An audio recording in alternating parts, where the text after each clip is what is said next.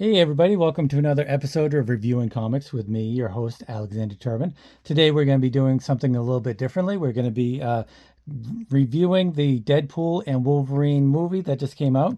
The last review I did was the second appearance of Deadpool, so now we're going to go into a little bit more of Wolverine. But before we get into that, I'd like to show you some of my own work.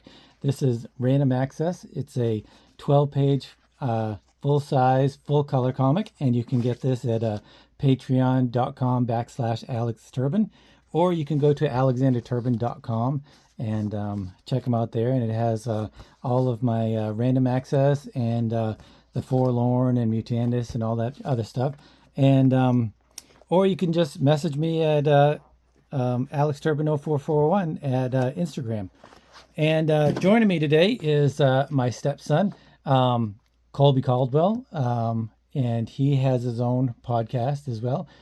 So let's hear what you have to say. Yeah, hi. Thank you for bringing me on. As he said, my name's Colby. I have my own podcast. It's not technically my own podcast, but it is a Pathfinder 2nd Edition live play podcast run by a couple friends of mine. And I'm actually running my own mini-series currently, where every other week we are running a game that is being DM'd by me. So if any of you have any interest in that and want to see a very ramshackle, very heartfelt, grassroots RPG podcast, then head on over to Live from Dice Jail on YouTube or at Live from Dice Jail on Instagram. And hopefully I'll have a link on that if I can figure out how to do it. So we went and saw Deadpool and Wolverine yesterday, and so tell me your thoughts. Going into it, I don't know if you saw, but like online, there was a lot of people saying like, oh, it's very mediocre. It's not as good as like the others. I saw a lot of like 50s and 60s being thrown around, but going into it, I think that my expectations were like exceeded by the movie, because it very much didn't feel like. The MCU has this problem with a lot of their films recently, I feel like, where they try to rely on cameos and sort of cashing in on the nostalgia factor. They want people to point at the screen and recognize a character. And this film certainly does do that, but it does so in a very tasteful way, or as tasteful as Deadpool can be. Because in a lot of ways, this movie is a grand finale, not just like to the X-Men movies or to the Deadpool trilogy, but to every Fox Marvel movie. Yeah. It is basically, I mean, how spoilery do we get on this? This is going to be super spoilery, so if you guys haven't watched the movie yet and you don't want to be spoiled, click off now because we're going to spoil the hell out of this. All right, yeah, there we go. Yeah, so this movie was just like a big send-off to all the X-Men films and all like the just any Marvel Fox film, where I think the whole real theme of the movie is like these are misfits. Like Deadpool, he starts the movie, trying to like save his world, which really isn't just his world, his universe in the multiverse. It's like the 16 some odd people in the photograph is his world, and they're all misfits. They're all, so to speak, nobodies, save for maybe Colossus. But they're not like, the great action superheroes that like the MCU was saving in Endgame. And that sort of feeling extends to the rest of the movie and what they bring in, where a lot of the cameos in this film are not just like characters from the past movies that have been, sent to the void, but it's those actors as well who never really got their chance to finish their arcs with those characters, never got like a proper goodbye. Right. Where you have I forget her name, but Elektra for Deadpool. I forget the actress's name. Jennifer Garner. Jennifer Garner, that's it. Yes. She returns as Elektra. Wesley Snipes returns as Blade. Yeah. They make a very good nod at Mahershala Ali's Blade probably never coming out. Right. Right. Um, and then Channing Tatum doesn't return as Gambit, but he appears for the first time. And And they certainly nod to that. oh yeah, yeah, yeah. These three characters, Elektra and Blade, they talk about how with their universes being pruned, they never really got a proper ending. Right. They never got to finish their stories. And then Channing Tatum's Gambit, he talks about how he never even got to finish his. Going into this movie, I think a lot of people expected this to be Deadpool kills the Marvel Universe, but he's killing the Fox Universe. Right. And I thought so too. I thought that's what this was going to be, and I was very pleasantly surprised at how this really was just like a heartfelt send off to these characters and to these universes. And I don't think that could have been made any more evident than by what they did during the credits. Yeah. Yeah. But we might be getting ahead of ourselves here. Yeah. Yeah. So, yeah, I agree wholeheartedly about the Fox send off and all of that stuff. But I did not really have the high expectations. Well, I did because along with the reviews, there are also a lot of personal reviews that people would give on Instagram and stuff. And if there's somebody that I approved of as a geek worthy, then I would listen to what they had to say. And they were all like, "This is the greatest movie ever. This is so awesome. This is so amazing." So I really thought that it was going to be great. So I guess I did have high expectations, but I also had the I knew that it could have been not great, but it wasn't. It was fantastic, and for me, it was a good movie for Deadpool. But it didn't really start to click or come alive until Wolverine actually entered into the movie. And I would say it was an average movie, an average Deadpool movie until Wolverine showed up. And once they started, which is why I have all of these comics up here, because once Deadpool goes looking for Wolverine, maybe we talk about the plot of the story. Yeah, why don't we? Movie? I touched upon it a little bit, but why don't we give that like a quick once over for the All right. audience? All right, so go ahead. Oh, you're putting this on me. Yeah. Oh, your Yeah. suggestion. Okay. So the basic plot of this movie is that with Logan's death at the end of Logan,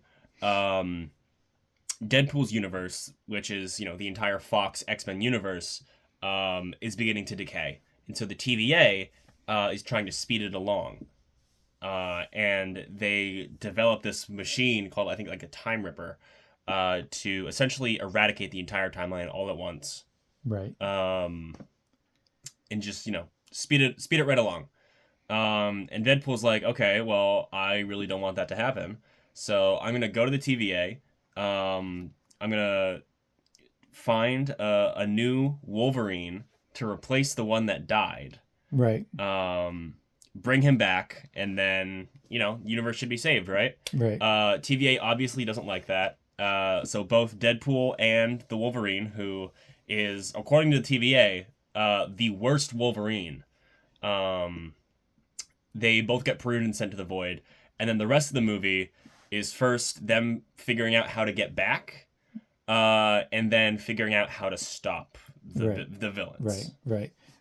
One of the negatives that most of the reviewers, the professional reviewers and not the fans, were saying that it was very plot thin, this movie, and I agree with that. Yeah. It wasn't a super plot. It was a lot of cameos and expositions and stuff like that. But it was perfectly okay, and I think if you're a fan of any of these comics here, then you will think it's perfectly okay as well. The movie starts with as Colby said, Deadpool digging up the Logan version, or the Wolverine version from Logan who died, and thinking that he's not really dead and that he'll just be able to find him and bring him back or whatever. But he really is dead, so that's why he has to go find another Wolverine through the TVA.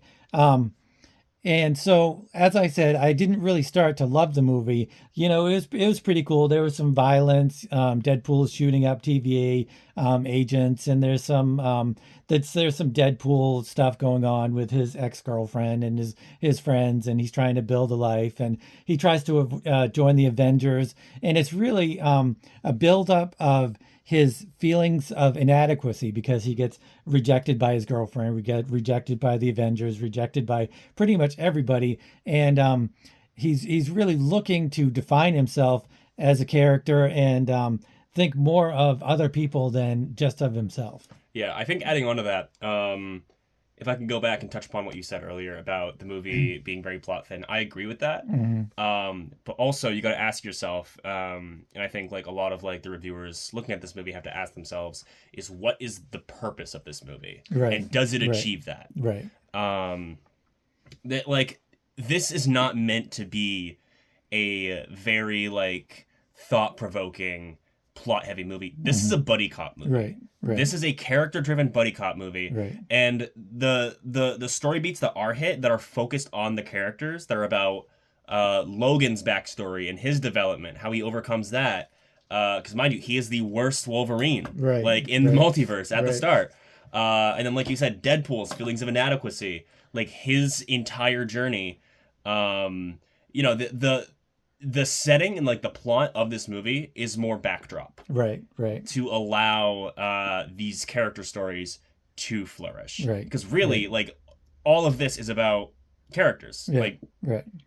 for Deadpool, you know, it's about the personal relationships that he has in his life, you know, not his greater universe, but the people in his life, in saving those relationships. Right. Either like saving his friends from death or rekindling his marriage, or even just like, you know, finding purpose in his life, like fixing that relationship with himself. Right. And then, you know, that sort of extends to the whole movie of like saving these characters that never got their chance. Right, right. Which is very much the opposite of heavy spoilers here. Wolverine's origin of being the worst Wolverine. He's the worst Wolverine because he actually joined the X-Men, but then took off on a drinking bender or whatever. And then the humans came. I don't know if they were Sentinels or whatever, but they came and they slaughtered all of the X-Men. So his whole backstory is that he lost all of the people that he loved, which is what Deadpool was trying to avoid.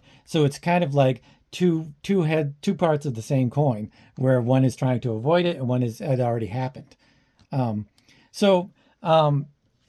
Like I said, it's really was for me, didn't really start until Deadpool goes and looks for the Wolverine that he wants to replace in that universe. This is actually the cover for the first time Wolverine and Deadpool fight in comics, and it really starts. They get into this big fight. I mean, the whole thing is going to be a big fight fest between Deadpool and Wolverine. You know it, you love it, and I mean that's why you go to see the movie. So that's what happens. They just fight a lot. But you can tell when the fight scenes mean something and when they don't mean something. Like they first meet Deadpool. They go into the what's it called again? The Void. The Void. They go into the Void. They end there. They land there rather, and then they just fight pretty much for no reason. You just know it's going to happen. Mm-hmm. And but then let's back up, because before that. Deadpool went looking for Wolverine, and what he found was there were all these different Wolverines. Like they started with the what Wolverine is. He's a very short. He's like 5'2", and accurate. Right, and it was very. You could that was the CGI in that was a little bit shaky, I thought, but it was funny. He comes along the Wolverine, and he jumps off this bar stool, and he's just like it's totally short, and it's just hilarious. But then he goes on to see these other Wolverines in like cutscene montages a little bit, where he goes and he finds this Wolverine, and when he meets all of the Wolverines, they just attack him and they fight. And this is the Apocalypse alternate reality Wolverine with the missing hand, and he just attacks Deadpool and just like starts slaying into his claws into Deadpool. And another one was the classic iconic X Wolverine being on the X crucified. They spent a little bit more time on. Well, they kind of move back and forth Yeah. between the different Wolverines. He goes to see a Wolverine that's wearing the tan and brown. He even says, "Hey, it's the John Byrne Wolverine," and so that's pretty cool. And one of the great Wolverine parts was the what? Are you The the Henry Hulk Cavill fight? yeah, The yeah, Henry Cavill. or the Hulk fight. I wasn't sure what you were getting at. But yeah, oh my god. He finally finds like the perfect Wolverine. Like, oh, he's working on a bike. He's muscular. Yeah. Oh, he's got the hair and everything. He's got his wife beater shirt on. He turns around and it's Henry Cavill. Yeah, and he looks fantastic. He looks incredible. He would be a fantastic Wolverine. He would. He really would. And he just lays into him as well and just starts clawing at Deadpool and stuff. So Deadpool gets attacked a lot by Wolverine. Oh yeah. So then they end up in the Void, and they kind of meet a bunch of different misfits. One of the first misfits they meet is Chris Evans, but major spoilers here. Deadpool sees him and he's like, "Oh my god, it's Captain America!" Right. And they get attacked by a bunch of other X-Men, like Sabretooth, Toad, and Pyro are like the big three. Right. And I believe it's the same actors returning from the original trilogy. It is. I can't remember who played Sabretooth. Some wrestler. Toad is Ray. He plays Darth Maul in Star Wars. Really? Phantom Menace. Ray. I can't believe it. Oh and man! If you guys can remember that, let me know in the comments. Ray something. Yeah. They all attack. And then Chris Evans' character, he's like, "Oh, all right, you guys aren't gonna like this. Back off." And Deadpool's like, "Oh my god, he's gonna say the thing, Avengers." Avengers. And then Chris Evans says, "Flame on." Yeah. We find out it's not Captain America at all. Right. It is in fact Chris Evans's Human Torch. Right. From the Fantastic Four. Which was it got a huge cheer from me. Yeah, definitely. Because I have a soft spot for that movie. I think that was one of the first superhero movies I ever watched. And for all intents and purposes, it's a mid 2000s superhero movie. It's cheesy. I maintain it's a good movie. I like both of the Fantastic Four movies. Yeah, so do I. I enjoyed them a lot. I don't care what people say. But yeah, they hearken to quite a few Fantastic Four things. Chris Evans talks about how Reed called, what was he saying Reed was talking about? Was he talking about the Void or something? I think so. I think he was talking about the Void. And then they show the Fantastic car, which is really cool. So then they have to go fight, or they have to get to the TVA by going through, what was she called before you realize who it is? I think it's just her. I thought it was like Alexandra or something. I don't think she had a name. I think it was just her. Maybe like the queen, the mistress, lady, something. Yeah. And when you find out, you reach there, they reach the whatever because they get captured, and they go to the encampment of the big bad queen or whatever, and you find out that it's Cassandra Nova, who is from a new X-Men villain, and she was in the womb with Charles Xavier, and I can't remember what happened. I believe she strangled him. No, she fought. I think they fought in the womb, and I think he strangled her because she died, or he absorbed her, which is what I think a lot of them do. They absorb the twins, and when it doesn't happen, they become twins or whatever. Right. I don't know the sciencey stuff for that. But anyway, she was in his psyche or something. I'm not even entirely sure how this happened. It's Grant Morrison that wrote these, so any kind of crazy thing could happen, and it does. But she's a fantastic villain, and I hope she comes back for more. She's really not like this in the comics. She's older because she's the same age as Charles Xavier. But in the movie, she's really young and good looking, and she looks a lot like Charlie McAvoy, actually. I noticed that, yeah. And she has the same accent, even though McAvoy toned down his accent for the X-Men, she really has that kind of Scottish accent that he really does have. Yeah. So that I thought that was extremely interesting. So then what goes on? Yeah. Well, she's also like, just touching on her a little bit more. She's also very well characterized in that this is essentially Charles Xavier without any of his inhibition. Right. Yeah. So we get to see like an incredibly powerful telepath, with essentially no moral restraints. Right. And it's terrifying. Like, she is genuinely terrifying. Once Deadpool, Wolverine, and Johnny, the Human Torch, get to the encampment, Deadpool starts, spouting off about, all these horrible things that Johnny said about Cassandra. Mm-hmm. In return, Cassandra, just in one fell swoop, like a single snap of the fingers, removes all of the skin from Johnny's body. Right. Because she's just so super powerful. Yeah. And she, like, I think with like a swish of her finger, she shoots Wolverine into the ground and like sends him like dozens of feet away. Yeah. So she like has all this power, no restraint, and it's just a flick of the finger when she's able to do it. Yeah. Eliath from Loki ends up coming. He's sort of their get out of jail free card because he begins attacking everybody in the encampment. Right. And then Deadpool and Wolverine fly off on a piece of a mech. I don't know if that was the Ironmonger foot. I don't know what kind of machinery that was. It could be. It looked like a foot of some kind. It could have been. Like a rocket foot. Yeah. But they shoot off. Which I believe they do that in Old Man Logan, the comic book. I believe one of the characters takes off only it's Iron Man's armor, and he does the same thing. So it kind of harkens to that.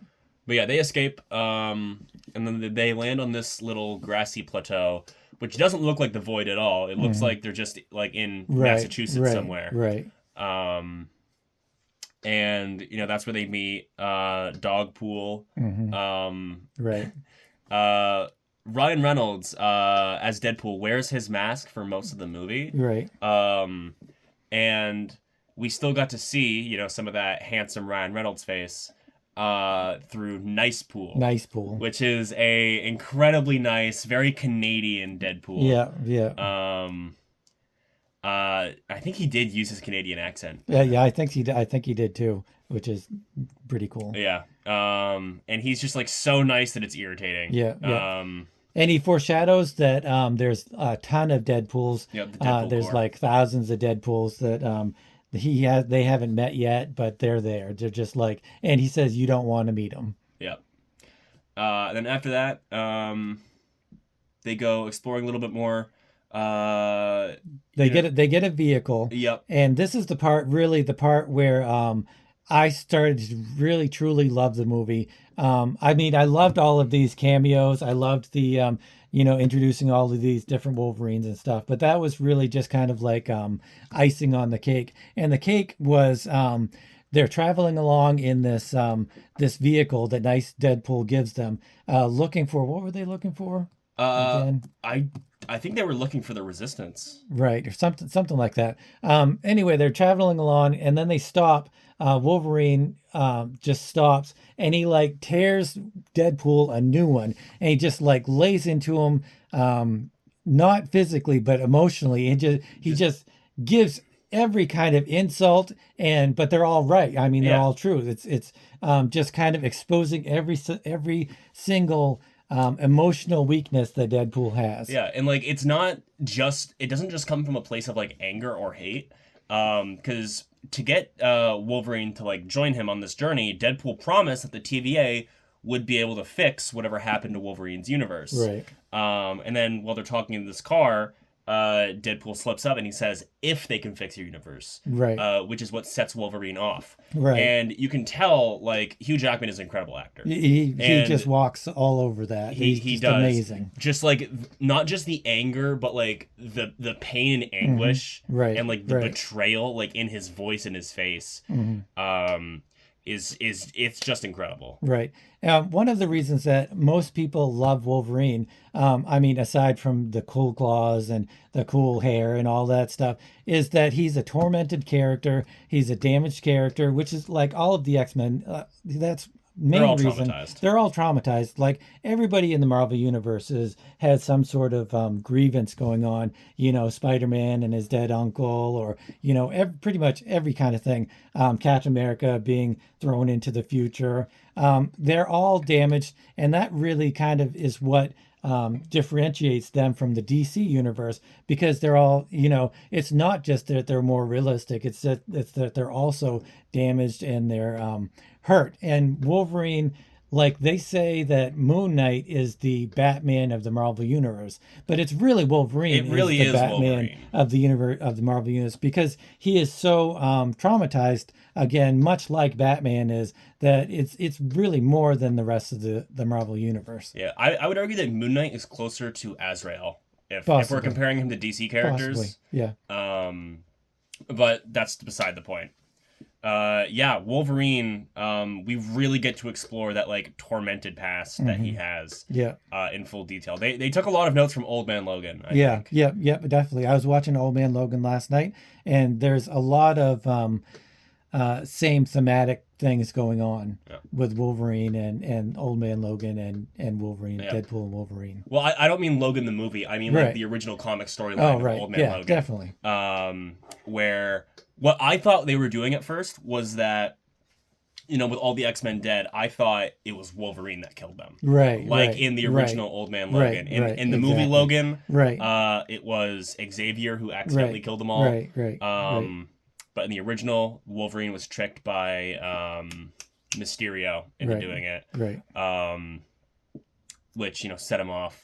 And I thought they were going the same direction with this one, but apparently not. Well, it's more of a parallel for what Deadpool was going through, because he was also apathetic, and it was his girlfriend that's like, I need you to show me that you're not just thinking of yourself, that you can think of others. And Wolverine's big setback was that he didn't think of others, he thought of himself, and that's how the tragedy was. So like I was saying, it's what he already happened to him, and Deadpool was trying to kind of avoid. Exactly. Yeah. So then they go through this huge fight scene. One of the greatest parts of Hugh Jackman doing his fantastic acting, attacking Deadpool's character and his emotions and everything, was after he goes through this big speech of how horrible Deadpool is. Deadpool just says, I'm going to fight you now. Like in a low, hurt voice. So it was great. I mean, Ryan Reynolds is great in this, and even though I think Hugh Jackman really kind of takes the show in a lot of the spots, a lot of the subtleties, Ryan Reynolds really nails it on the head with a lot of the stuff going on. And that was when he was just like, I'm going to fight you now. Yeah. In a low voice. Yeah. I think the car fight scene in general is probably one of the best in the movie. Yeah, I think it probably is. Like so much better than like the big, like the original, like Deadpool versus Wolverine fight. Right. I'd even argue better than like the big final, not the final battle, but some of the battles towards the end. Yeah. Because it's just a very intimate fight. Between two very hurt people just taking out their anger on each other. It's not funny. It's not at all. Funny. The first one is funny. The first one's funny, and then later on it's funny. This is not funny. This is just two hurt people, like you said, taking it out on each other. Yeah. And they fight literally until the next morning. Yeah. So that's when a stranger, who we later find out is X-23, or Laura, grabs their vehicle and drives them to, I think it maybe is where their destination was with the I believe so. The Resistance. And that's where they meet Elektra and Blade and all that stuff. And they have, these big cameos, and they have all these funny moments and stuff. And it's not like Multiverse of Madness, like going back to what I was talking about earlier, where it's not like Multiverse of Madness where these characters just come up for like one or two scenes, and then they essentially exist to just say, hey, look at these characters that we have.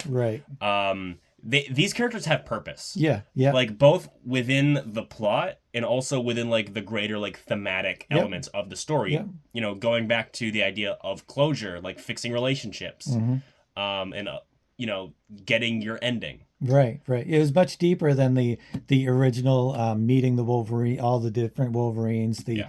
the you know, alternate reality Wolverine and stuff. It was, those were fun. But they were just bite-sized cameos. Whereas you're right, these characters, the Elektra and the Blade, they serve the story in a bigger way. So then they meet all of them, and they're like, the only way to get out of here is to go to Cassandra. Cassandra Nova is the Right. only one that can send you to the TVA so you can stop this time ripper thing. And so they come up with a plan to because they were talking about Magneto's helmet, like what can stop a psychic of that power. And that's when because one of the characters that was introduced is the original Juggernaut in from X3. Yep. Who said another great line in X3, "I'm the Juggernaut, bitch," which Yep. is one of my favorite lines. So they decide to they formulate a plan to grab his helmet and in that way defeat Cassandra Nova and move on to their next phase of their plan. That phase being just attack everybody like in the encampment. Yeah. This like incredible fight scene ensues. I still think like the car fight is my favorite. Yep. But in terms of just sheer spectacle, this is great. Just getting to see Laura fighting alongside Logan. Yep. Is, and Gambit. Gambit's and Gambit. in full Gambit fight mode. Yeah, we finally got an on-screen Gambit. Yeah. Elektra, Blade doing their things. Blade didn't do a whole lot of vampire stuff. Does he do vampire stuff? Or is he just a really good swordsman? Yeah, he's a swordsman. He doesn't do vampire stuff. He doesn't bite people or anything like that. Okay. He's the daywalker. He can walk in the daylight. But yeah, you know, they have this great fight scene. Then Deadpool and Wolverine get up to Cassandra, her little room, which, by the way, this hideout is the skeleton of Ant-Man. Right, which is awesome. Great Old Man Logan callback. Yeah. But, you know, they talk to Cassandra. They, you know, fight with her. She sort of wipes the floor with both of them. Yeah. Gets into Logan's head. By the way, the way that Charles Xavier gets into people's heads, he just does it telepathically. Cassandra doesn't. I guess she has the ability to phase through matter because she physically sticks her fingers into the head of whoever like she's trying to get into the head of. Right. And that's how she reads their mind. And it's just this great effect, kind of horrifying, where like you can see her fingers under the skin. She does it with another character later on, where you can see his eye like bulge and like almost pop out of his skull as she goes under it. But they end up getting the helmet on her after, you know, she invades Logan's mind, like gives all of his backstory, and then I think what happened is she like cleared all of the torment from his head, and then I think he like put it into her head, and then when Deadpool put the Juggernaut's helmet on her, she was stuck with all of that. All of that pain. Could have been, or it could have just been it could have been that, or she her powers are just nullified or something like that. Yeah, either way, she was in pain once the thing was put on. And this is where Wolverine made a conscious decision not to kill her. Well, no, she was in pain because Pyro shot her. Well, that too. Pyro, who was from X2, was he in X2? I think it's from the full trilogy. He was in X1 for sure. Was he? Well, then he was in all of them. Same actor. I did not recognize him at all. I didn't know who it was. But he shoots her. She has the helmet. She's helpless, and he just comes up and shoots her because he has a deal with the TVA to kind of negate her or take her out or whatever. So he shoots her, and so she's sitting there dying, and that's why she can't, because she can like pretty much do anything in the in this world, even like heal herself or whatever. Right. So yeah, then Wolverine makes a conscious decision, as Colby was saying, to kind of take all of the things that Charles Xavier taught him and decided not to kill Cassandra. And then she rewarded that with when they took the helmet off her, I really thought she was going to like immediately like kill somebody. No. But she rewards them with one of Doctor Strange's sling rings, because I guess a variant of him came through. Right. And she uses it to send Deadpool and Wolverine to their original timeline, which I don't know if that's something sling rings can just do, or if that's Cassandra using her psychic powers in conjunction with that. It might be both. It could be both. Yeah. Certainly makes multiverse travel a hell of a lot easier. Right. But yeah, so Cassandra sends them through. They go back to the TVA. Not to the TVA, sorry. To Deadpool's main universe, where there's a TVA hideout with the Time Ripper. So they go in there, begin to try to stop it. But of course, Cassandra is right behind them because she had gotten into the head of Pyro, interrogated him. Right. Realized the deal, and she decides that she wants to destroy the multiverse. Right. Leaving only the void. Right. So she goes through with that army of Deadpools. Right. They have to go through, both Deadpool and Wolverine have to go through thousands, hundreds of Deadpools. Yep, and of course, because they're all Deadpools, they can't die. Right. Except for the one Deadpool who apparently never had his X gene activated. Right. Which makes sense because he has a pretty face. Right. Where it's Nice Pool, of course. Right. He can't regenerate. So our Deadpool uses him as a human shield. He dies. But it's fine because Deadpool gets to adopt Dogpool. Right. So before we have to back up a little bit because one of the most orgasmic scenes in all of comic book movie history happens where they decide to go try to stop the Time Ripper and stop Cassandra Nova. Wolverine actually puts his helmet on, his mask, and Deadpool kind of makes a few remarks about how it makes him look scary and stuff.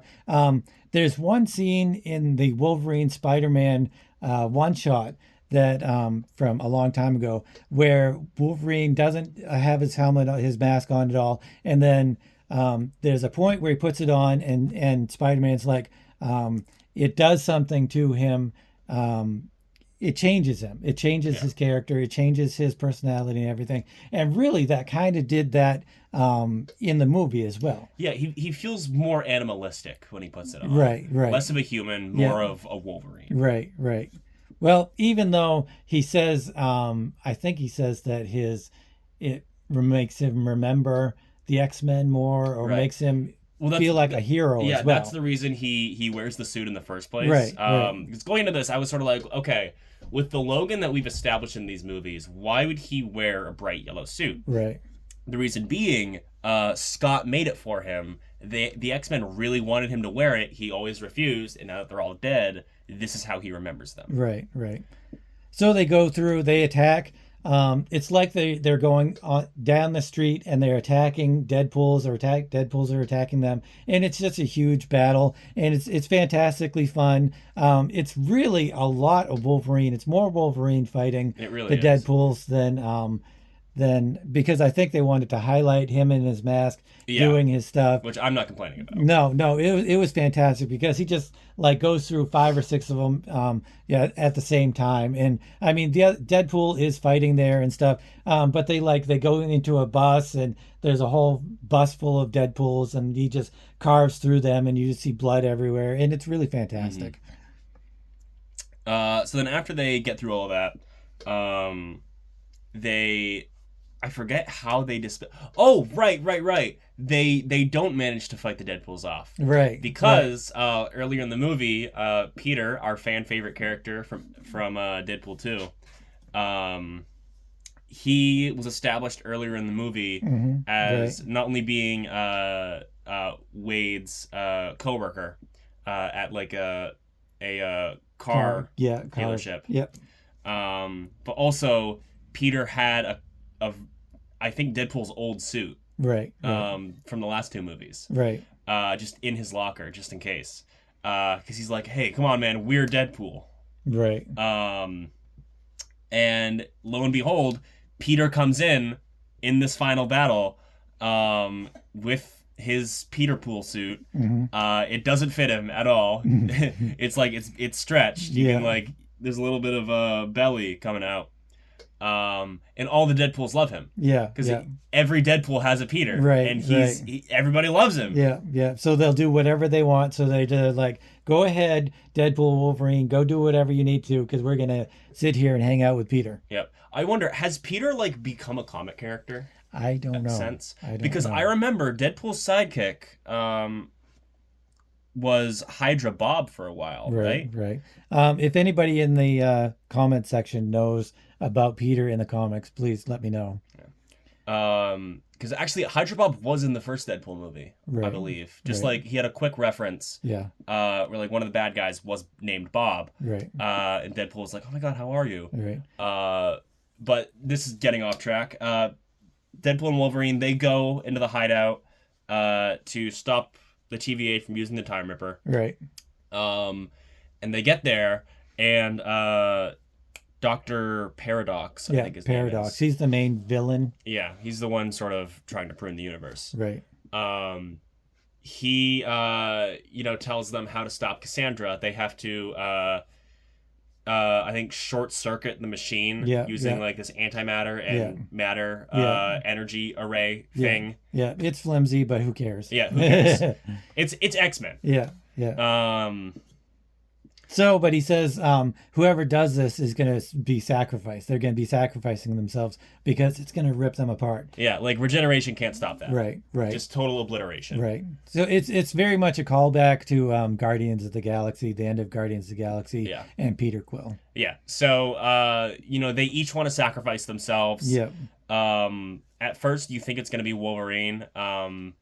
But then Deadpool pushes Wolverine out of the room and locks him out. Right. And begins to do it himself. Right. Which was great. And Wolverine's like, no, I have to do this. And he starts trying to claw through the door. He starts smashing through the door, trying to. And eventually, he does break through the door. And just when, the universe is like at 1%, about to be completely destroyed, Wolverine grabs Deadpool's hand because Deadpool can't reach the other end of the circuit. Right. He grabs his hand and like shoots his claws into the other circuit. And all this is all going on like slow motion, super cinematography kind of going on. And Madonna's Save a Prayer is going on, is playing. Only it's earlier. Is it Save a Prayer? I think so. When they were fighting, was it when they were fighting the Deadpools that was playing? I don't remember actually. I think that was the scene where Save a Prayer was playing, and it was her singing. But then at the scene where Deadpool is trying to reach for the antimatter, and then Wolverine grabs his hand, and together they combine the matter antimatter. It's the same song, only it's sung in an orchestral choir kind of way. So it makes it a little bit more emotional, I guess. So Deadpool and Wolverine, they essentially sacrifice both of them, right? To save this universe, and Cassandra gets obliterated. I don't think she's really dead. I think she's too good a villain. Yeah, I hope she's not dead. So basically, that's the end. I mean, pretty much. They resolve a lot of their conflicts and emotional stuff going on because Wolverine becomes a hero. Yeah, they don't die here, by the way. Right. They come to the realization that it would have killed one of them, but since it was both of them, that they lived. Very, very much like Guardians of the Galaxy, which I'm not complaining about at all because I love the whole scene. Scene was fantastic. But Deadpool, he has all of these memories of all the people that he's trying to save, and Wolverine just kind of remembers all of the things that he was doing, and it just kind of resolves all of their conflicts in their emotions, I guess. And then after that, we cut to, the movie begins with Deadpool's birthday. Right. And all the people, in his apartment together, celebrating with him. That's when the TVA picks him up. So we cut back to, Deadpool and Wolverine in his apartment. They have a little, heart-to-heart beforehand. Right. But then I guess Deadpool invites Wolverine to Yeah. maybe not to live with him, but just Oh. like to hang out. Right, right. And the TVA actually ends up saving X-23 from the void, Right. Yeah. as like a thank you for stopping this rogue member of the TVA. Which is awesome. Yeah. So now X-23 and Logan are together in the Deadpool universe. Yep. They're all just like, celebrating, eating dinner together. Deadpool reignites his relationship with what's her name? I can't remember. His girlfriend. His girlfriend. I think she might have been implied to be Death in Deadpool 2. Really? That's a theory that I saw. Because Deadpool married Death in the comics at one point, didn't he? Oh, I don't know. I'm getting off track. Yeah. I could be completely wrong as well. But his girlfriend, his wife, he reconciles with her. And I think that's pretty much where it ends. that's pretty much it, except for the after credit scene. But during the credits, though. But during the credits, the first, well, I don't know if you consider both of them after credit scenes. There's one where Deadpool is talking about how he can prove that Chris Evans actually said all of the stuff that he said to make Cassandra melt him, pretty much. And that was kind of interesting. Yeah. But it's the montage of behind the scenes X-Men stuff and Fantastic Four stuff. Basically, all of the Fox movies. Yep. I think we even got some Four Stick in there. Yeah. Yeah. I don't remember. Was there any like Daredevil or No? There wasn't any Daredevil. It was all X-Men stuff. I think that's what they were really going for. X-Men, Fantastic Four. Yeah, X-Men, Fantastic Four, and it was very emotional because it was very much like Colby said at the very very beginning of the video. This is a send off of the X-Men or the Fox Marvel movies and stuff. Like it felt like Logan was. The movie Logan was a send-off of Wolverine and the X-Men and stuff, but this really truly felt like the send-off that we really deserved. Yeah, or it's a tribute to them. It's a tribute. It's a tribute. Here's the thing, like when the X-Men movies came out in the early 2000s, they were coming at a time where superhero movies were sort of jokes. Yeah. Like I think Spider-Man might have been out already at that time, but I think Spider-Man was after. Yeah, but really, like, there wasn't a whole lot of good stuff to go on. Yeah. And Kevin Feige actually worked on those movies. Right. And so in a lot of ways, Fox's X-Men walked so that the MCU could run. Yeah. Yeah. It would not have been possible without them. It was a full circle of X-Men and into the Marvel universe. Yeah. So after all this, I rate comics on here at the end of the video. What would you give this a rating out of 10 stars? How many stars would you give this? It's hard to rate it, really, because like I said at the beginning, like you got to ask what's the purpose of this movie, right? Because I think like if you're judging this as like a film critic analyzing every part of it, like, yeah, the plot is a little flimsy, but it's not trying to have a strong plot. Right. It's a buddy cop movie. It's character focused. It's about a send off, getting those emotions, and I think that it achieves everything that it sets out to do with flying colors. Okay. So I guess in that regard, a solid like 8 out of 10. 8. I'm giving it a 9.5. I've been thinking about this a lot.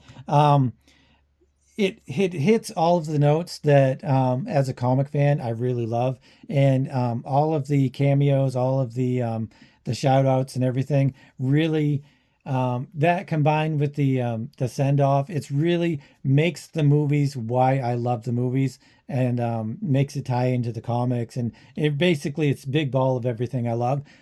Like you said, the thin plot and the fact that it doesn't really tie into any of the other Marvel projects going on. The TVA is there, but it doesn't further the agenda of the Marvel universe. To be honest, though, I kind of like that about it. Yeah.